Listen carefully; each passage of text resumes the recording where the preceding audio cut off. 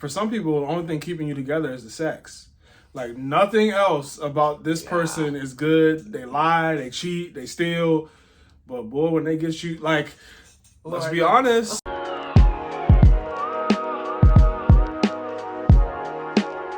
What's up, fam? My name is Tim. This is my beautiful wife, Pauline, and you are tuning in to another episode of the W Podcast, where you get wisdom in the word with the Wheelers. Hey. And today we are talking all about breakups. I'm not sure if he or she's the one. Are you sure? Are you not sure? We're going to talk all about it today, if you should or should not break up. Let's get into it. There's been a lot of breakups in the celebrity world the past couple of weeks, especially this fall. This is fall 2022. We're talking about right here. Lots of things have been happening. Lots of people have been making announcements. Lots of them have been shocking. And some of them have been even after like long years and decades of marriage, which can be honestly really disheartening. If you are young, if you are newly married on the young side of marriage, kind of like us, honestly, depending on how much you love these celebrities, how much you look up to them and their relationships, Hollywood is honestly extremely notorious for having like very short marriages. So some people are not surprised by this, but we did want to talk about it, talk about breakups, because that's one of the things that a lot of us struggle with, is to know if you should stay with somebody or to break up. It's never really clear. Relationships are hard, and we just wanted to kind of shed some light on our perspective, things that we have learned when it comes to breakups, and hopefully some things that will help you. Yeah, so you have some questions for people to really ask themselves, because obviously when you're trying to figure out you're going to break up with somebody, you're not going to go to them and be like, like, should we break up? Like, you know, it's kind of a little weird. So these are some questions that you can ask yourself just to get yourself thinking, like, am I ready to break up, or should I break up? Right, exactly. And these are going to be really important questions to ask yourself, because whether you are a Christian and this is your first relationship, or maybe this is your first time dating as a Christian and you had, dating experience before you came to know Jesus, like, these are just really important questions to ask, because sometimes you just aren't sure. And so here we go. First question to ask yourself, if you're thinking if you should break up with someone or not, is ask yourself, why did you get together? Now, if you're a Christian, hopefully there is some type of narrative of the Lord told us to get together, the Lord led us together, the Lord brought us together. Something along those lines, that's what our hope is. Obviously, we know that's not the case for everybody, but even if you aren't a Christian, that's something that you can ask yourself, is why did we get together? If you got together for selfish reasons, if you got together because of convenience, like if you met in college and you were like, oh, we were just next door neighbors, or, I've never met anybody else, or kind of like, I don't feel like breaking up, like those aren't really good reasons to stay with somebody. But you want to make sure that your answer to that question is one that's filled with purpose. So if you're a Christian, that can look like and sound like something like, we want to build a healthy family together. We want to raise God-fearing children together. We want to build God's kingdom together. Those types of things, something that's with purpose. And even people who maybe aren't Christians, but they have Christian principles, whether you know it or not, in your marriage, is something along the lines of, we want to build together. We want to build an empire together. We want to build a business or a family together, whatever the case is. So that's the first thing to ask yourself, is why did you get together? The second question is, what is keeping you together? This is a really good question to ask, because if maybe you got together for good reasons, but things have changed. Maybe you learned some things about that person or about yourself while you were with them, and things that honestly you don't like, either things that were brought out of you or brought out of yourself. And that's another kind of another way to reframe this question would be, do you bring out the best in them, and do they bring out the best in you? Yeah, for some people, the only thing keeping you together is the sex. Like, nothing else about this person is good. They lie, they cheat, they steal. But boy, when they get you, like, Let's be honest. Like, for some of y'all, and the stronghold. if you're watching this page, maybe you stumbled upon it accidentally. Yeah. But if this is a page that you watch consistently, then you know that we try to have godly relationships. And by no means are we perfect, but we do our best to try to honor the Lord through our relationships.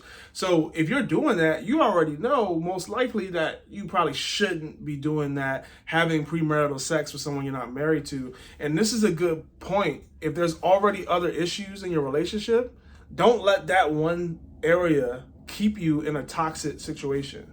Right. Because guess what? When you get married, if you do get married to that person, y'all not having sex all day. People gotta go to work. There's bills to pay. Do you really want that person to be the father or mother of your child? Like, I should just think about that. Yeah, that's such a good question. Yeah. What's the third one? Yeah, so the third question is, if nothing changed, what would your future together be like? So if you can just sit there and say, like, okay, like, if you're telling yourself, a lot of us women, we lie to ourselves and say, oh, when we get engaged, it'll be better. When we have children, it'll be better. When the baby gets here, when we get married, when we buy that house, like, he's going to get it together. He's going to stop drinking. He's going to stop going out with his friends. And y'all, that never, ever, ever works. If anything, when you get married and you stay together and you, like, extend your relationship, things get worse. Marriage magnifies who you really are. It brings out who you really are. And that's why a lot of times, you want to do all the work you can up front to get to know who you're with, because that joint is going to get even more intensified when you get together. So if you're seeing things now that you don't like, and there's no such thing as a perfect person, but that's not what we're saying. But we are saying, like, when that person does mess up, do they apologize? Are they gracious to you when you mess up? Like, y'all having a fight should not be something that's abusive or that's something that's tumultuous. Like, can they fight in a way that's fair, that's respectful? All of those things and more. We can't work with them all right now, but if nothing changed in your relationship how it is right now, could you see yourself doing that for the next 10, 20, 30, 40, 50, 60, 70 years? And like Tim said, if your son was exactly like him, would you be okay with that? Would you be proud of that? If your daughter was exactly like her, if your daughter dressed like she dresses, if your daughter acts how she acts, speaks like how she speaks, would you be okay with that? Would you be proud of that? And the fourth question would be, what would you tell your friend in the exact same relationship? Y'all, one of the things that the Lord has been walking me through the past couple of years and just is self-talk. And sometimes I realize that I have been in the past, like, way meaner, if that's a word, more mean to myself than I have been to friends or to others. And that is not love. That's not honor. The Lord doesn't want me to talk to myself that way. And I'm sure a lot of you guys can relate. And sometimes we see our friends in situations and we're like, girl, why are you with him? Girl, why are you doing that? Why are you working there? Why are you doing this and that? And it's so much easier to, like, lead or coach other people than it is to coach and lead yourself. The hardest person you'll ever lead is you. And it's so funny because you are the only person you have control over. But it's so much easier to tell somebody else what to do, right? So that's why you want to make sure that you're asking yourself this, and like, oh, if my best friend was dating the guy that I'm dating, or if she was in the same situation that I was in, what would I tell her? And give yourself that same advice. If you're with somebody and you have a great guy who wants to marry you, but you don't want to marry him because he's 2 inches shorter than what you prayed for, you probably tell your friend to get over it. Say, girl, there's not that many fish in the sea. This guy is great to you. Like, you're being picky. You're being scared. So just marinate on that. What would you tell your friend in the exact same relationship? Like, literally talk to yourself. Say, self, I'm talking to you. And journaling has been so big for me. So hopefully those questions help. For some of you, the questions just not going to do it for you. Like, the questions are great. You get both and here on the W podcast. But for some of you, the questions, you just like, look, I don't know how to be honest with myself. I can talk myself out of things. That's real. So we got some signs. Oh, yeah, red flags. Here are a few signs, red flags for you to be looking out for in a relationship to know if you should break up with someone or not. Yeah. The first sign is you're making all the sacrifices. So if you're in a relationship and you're constantly making a sacrifice, you're constantly the one that's having to show up for your partner and they never return the favor, that's a problem. Because in marriage, that weight and responsibility only gets worse. Like Pauline said, it's only going to magnify. So if you're already doing all the sacrifices now in dating, what's going to happen in marriage? When you got a house to clean, when you got kids to feed, when you got rent to pay, are you still going to be the one that's making all the sacrifices to make that happen? And they're just going to be on the couch playing 2K? Like, I'm not interested. That's a sign. Let's move through these because we got a few. Number 2. The second sign is your values are not aligned. So, what do we mean by values? Whether it be, what are your values about money? What's your values about family? What's your values about your religion? Whatever it is, what values do you have that are driving your life? And do they align with your partners? Now, when we say align, I'm not necessarily saying it has to be the same exact word for word value. Yeah. Because me and Pauline, I would say we have the same values when it comes to money, but our approach to money is different. How we feel about money is different. Our relationship with money is different. But at the end of the day, we want to honor God with our money. We want to be generous and we want to have money. So our values are aligned and we don't want to go into debt, more debt to get money. So our values are aligned in that sense. And that's just an example. Number 3, there's no trust. So if you don't trust somebody, why the heck are you still in a relationship with them? Now, you may be watching this, listening to this via podcast, and you may be thinking, I don't trust them, but I don't know why I can't get out of this relationship. And there could be a few reasons for that. Some reasons could be a soul tie. Maybe you've had sex with this person and the bond that's been created sexually is just too hard to break. We've been there. Or maybe you're insecure and you're scared that there's no other men or women out there. Yeah. So if you end this relationship, are you going to be single for the rest of your life? Yeah.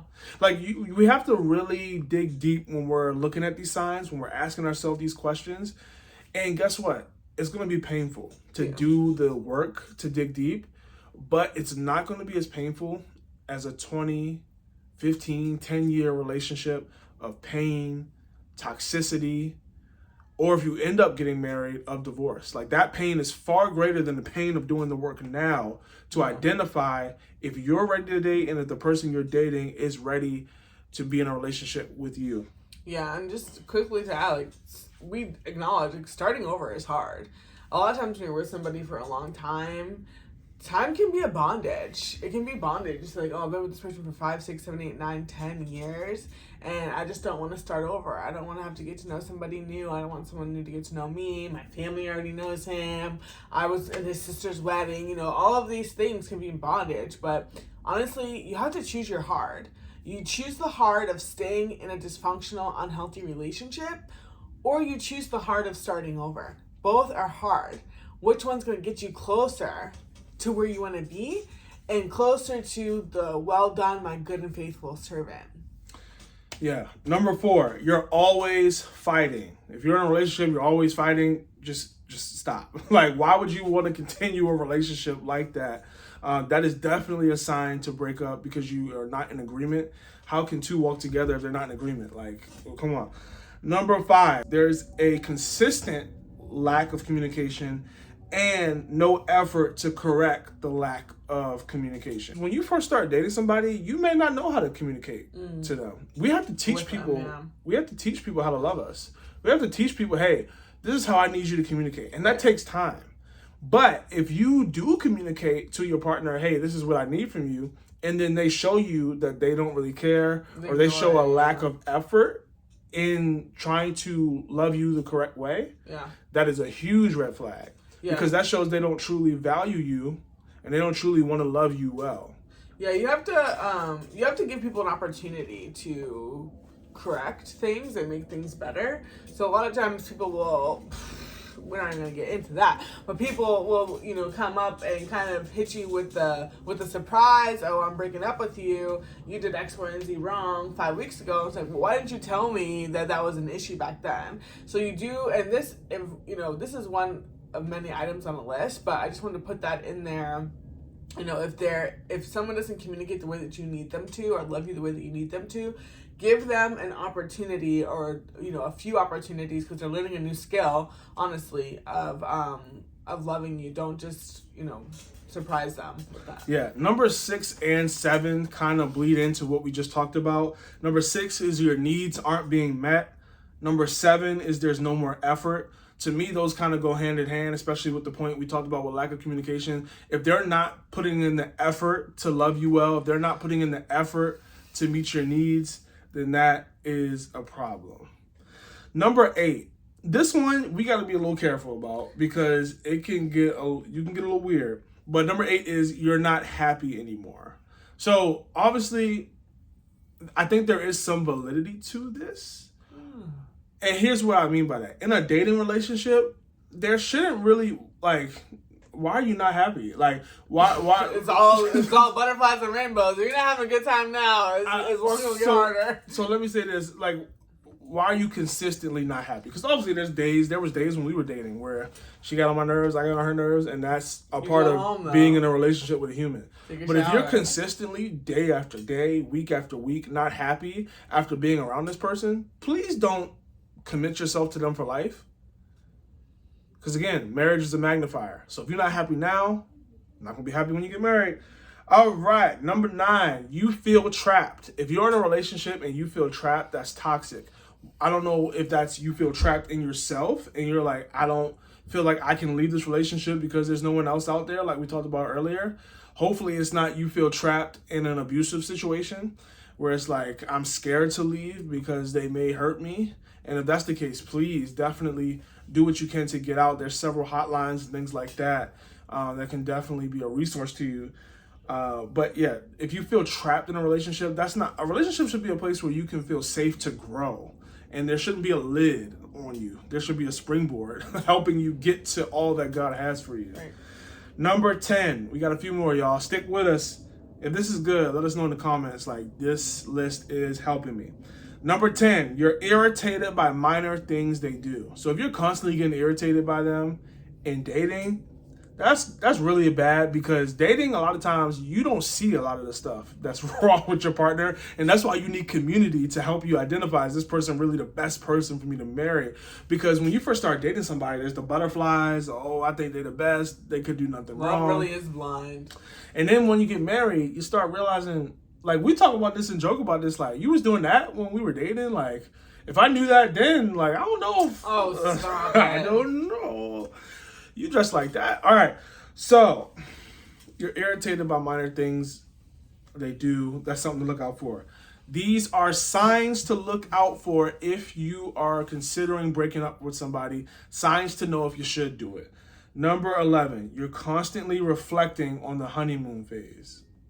Now, if you're dating, I don't know how long y'all been dating to even have a honeymoon phase, but you're constantly reflecting on the good old days.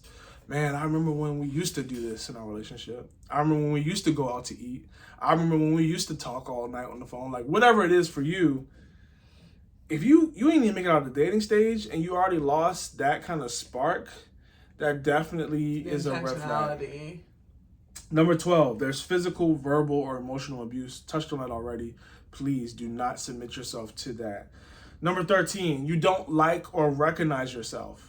So if you've been in a relationship and you realize, I don't like who I've become more snarky, I've become more aggressive, I've become more shady, I've become further away from Jesus. Like, that is not, again, relationships supposed to push you forward into all that God has for you. Yeah. And that's also something that we mentioned earlier about making sure that that person brings out the best in you and that you bring out the best in them. And honestly, this point is something that you're probably not going to be able to recognize on your own. I would lean into your community, your friends and your family, like trusted people around you. And honestly, they probably dropped some hints already. If they're like, hey, I don't really see you. Ever since you started dating, what's his name or what's her name?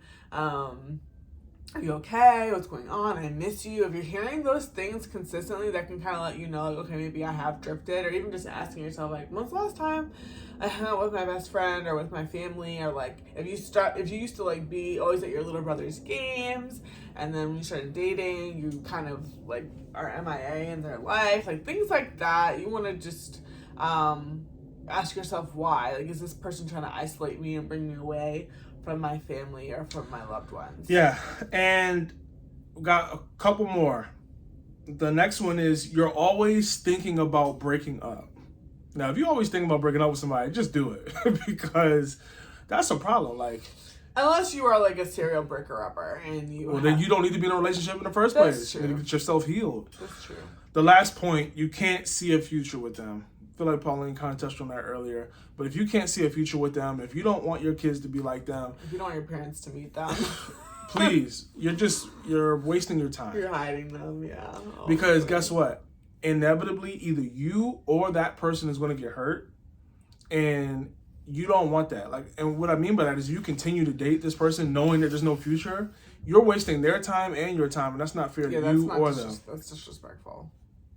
So that was a list of all the things you should consider if you're thinking about breaking up with somebody.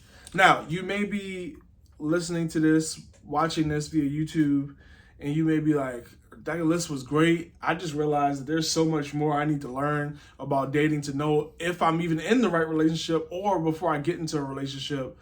What's something that they can check out? Check out the book 10 Rules of Dating by R.A. Vernon. We will link it in the description below. Or Dr. R.A. Vernon. Excuse me. Dr.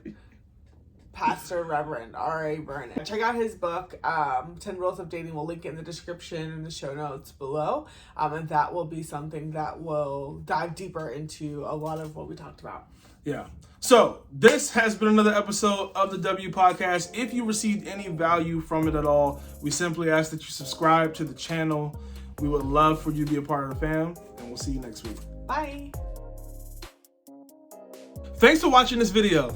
To get more Christian relationship advice, subscribe to our channel. And make sure you check out our other videos as well.